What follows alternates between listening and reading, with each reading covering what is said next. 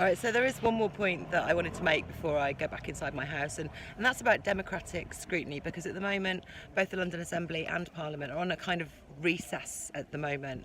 We're not able to ask the normal questions that we can of our democratic representatives, and we're kind of relying on the media to either amplify our voices or do that for us, and seeing them getting a bit fobbed off, because in these democratic forums what we're entitled to is answers, is data, is being able to answer follow-up questions as well, and that does actually do a really good job of holding people in power to account. At the moment we're finding it difficult.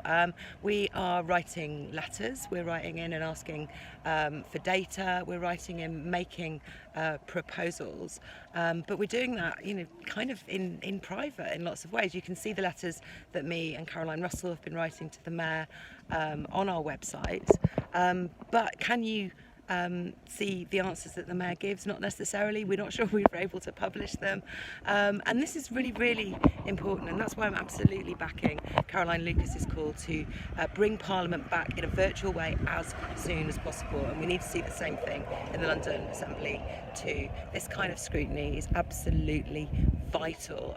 I'll give one example, which is, for example, we need to know the occupations of the people who are starting to get affected by the virus. The people now getting infected and going into hospital are people who've been infected post lockdown, and that kind of data is really important to us to know how well the protections that we put in place for people are working, what kinds of people are going to be needing personal protective equipment, for which occupations protection isn't working at the moment. So people like bus drivers and supermarket workers, this will be data that enables us to see how well they're being protected and what else needs to be able to be put in place.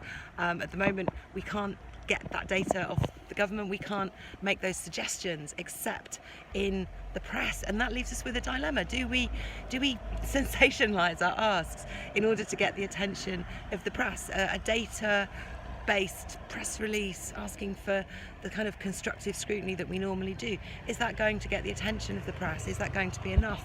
I find it a real dilemma, and I'd love to know what you think we should be doing, what kinds of questions we should be asking, and in what kinds of ways during this very, very difficult period where we still need to be holding people to account, but also we don't want to be sensationalising. This isn't about party politics, this is genuinely about being your representatives in the democratic forums and holding people making really important decisions to account.